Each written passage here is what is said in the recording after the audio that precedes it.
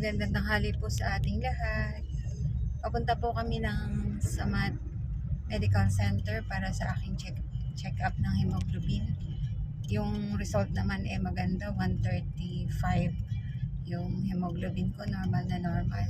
Kasi kung naaalala nyo, twice a month na lang ako sinasaksakan nung para sa hemoglobin. So, follow-up check-up namin kay Dr. Velasco ngayon.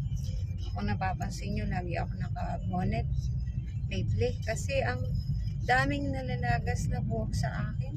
Hindi pa man din ako nagkikemo makakalbo na ako.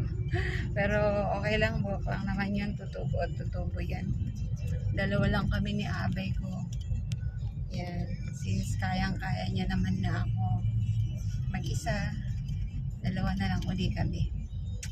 Yun lang po ang aking update. Magandang tanghali po sa ating lahat. Keep safe everyone and God bless.